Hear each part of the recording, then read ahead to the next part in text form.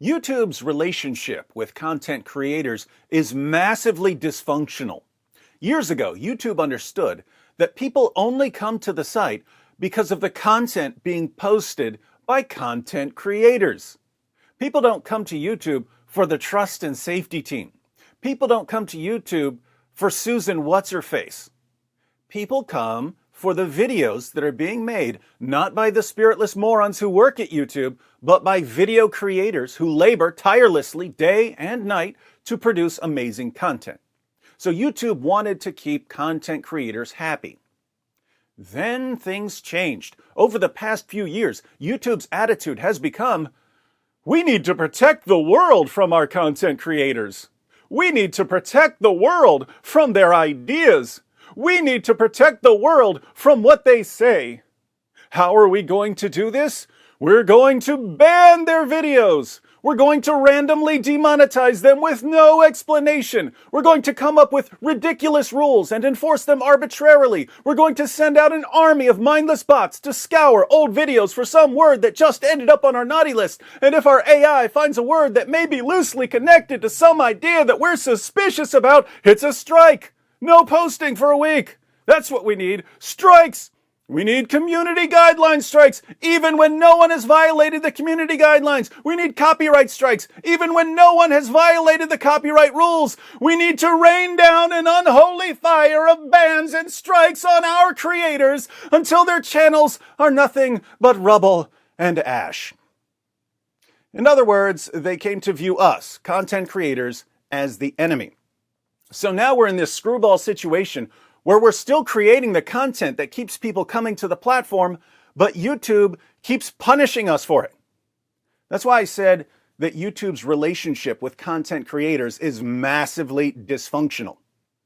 Let me give you the latest in an endless line of ridiculous examples. For the past 2 weeks or so, I've been posting 1 or 2 videos per day. Yesterday, I didn't post a video. Why? Because I got another completely bogus strike. I don't mean a strike where I see it one way and YouTube sees it another way. I mean another strike where YouTube takes down my video and says that I was doing the exact opposite of what I was doing in the video. And as usual, it's an old video. It's from years ago. So back in 2018, my friends and I made a video series titled Islamicize Me. The series was loosely based on a true story. One of the guys in the series is a retired Christian rapper named Vocab Malone. Vocab used to be friends with a guy named Elton Simpson. Elton Simpson was apparently a very nice guy. But Elton converted to Islam, became radicalized very quickly, and was killed during a terrorist attack. What do you do when someone starts convincing your friends to go on a killing spree? We decided to make fun of the radicalization process. So we made a series called Islamicize Me about 3 guys who start out as perfectly normal guys, but over the course of 30 days decide to become terrorists. Now, whether you agree with us that we should be mocking and ridiculing the radicalization process, I happen to think that this is the best way to respond to the radicalization process, but whether you think we should be doing this or not, how stupid would a person have to be to think that in this comedy series, in which we're mocking terrorist groups like ISIS, who were convincing young Westerners to become terrorists, we're actually recruiting for ISIS? How dumb would you have to be? Watch what happens. Several weeks ago, YouTube sent me this message. Hi, Act 17 Apologetics. We wanted to let you know our team reviewed your content and we think it violates our violent criminal organizations policy. We know you may not have realized this was a violation of our policies, so we're not applying a strike to your channel. However, we have removed the following content from YouTube. Video, Islamicize Me Day 13. We realize this may be disappointing news, but it's our job to make sure that YouTube is a safe place for all, except for creators. If you think we've made a mistake, you can appeal this decision. You'll find more details below. Notice, we stand accused of violating YouTube's violent criminal organizations policy. What's the policy? Content intended to praise promote, or aid violent criminal organizations is not allowed on YouTube. These organizations are not allowed to use YouTube for any purpose, including recruitment. Now, were we praising, promoting, or recruiting for ISIS? No, we were doing the exact opposite. We were mocking and ridiculing them. So I appealed. I said, did you guys even watch the video? Do you understand what satire is? How can you not see that we're making fun of ISIS, not promoting it? At the very least, you'd expect them to realize that a Christian apologetics channel wouldn't be recruiting for ISIS. I won that appeal and got this response. Hello, Acts 17 Apologetics. We have reviewed your appeal for the following content. Video, Islamicize Me, Day 13. After taking another look, we can confirm that your content does not violate our community guidelines. Thanks for your patience while we reviewed this appeal. Our goal is to make sure content doesn't violate our community guidelines so that YouTube can be a safe place for all. And sometimes we make mistakes trying to get it right. We're sorry for any frustration our mistake caused you, and we appreciate you letting us know. Are you really sorry, YouTube? Because later, I got the same message, but for a different episode of the same series. I got the same takedown notice for Islamicize Me, Day 12. I had violated YouTube's violent criminal organizations policy. This time, they gave me a strike. I appealed this strike, and once again, I won my appeal. And once again, YouTube was sorry. Later still, I got this message telling me that Islamicize Me Day 2 had been taken down for, you guessed it, violating YouTube's violent criminal organizations policy. I appealed once more I won, and once more, YouTube was sorry. Then yesterday, I got this message informing me that Islamicize Me Day 7 had been taken down for, shocker, violating YouTube's violent criminal organizations policy. I received a strike, so I'm not allowed to post. I appealed immediately, but sometimes, with this garbage system, appeals take weeks. In the meantime, I'm not allowed to post for a week. And if you've ever appealed a strike on YouTube, you know that the result seems to be pretty random. My friend Vocab posted a special edition of the same series on his channel. His videos have also been getting taken down. He's also been appealing. He gave them the same response I gave them. And look, his appeal for Islamicize Me Day 2 was rejected. My appeal for the same episode was granted. His was rejected. They concluded that we are indeed glorifying and recruiting for ISIS, even though they agreed with the other appeals that we're obviously not doing that. It's totally random. Am I going to win or lose my appeal to my strike over Islamicize Me Day 7? I have no idea.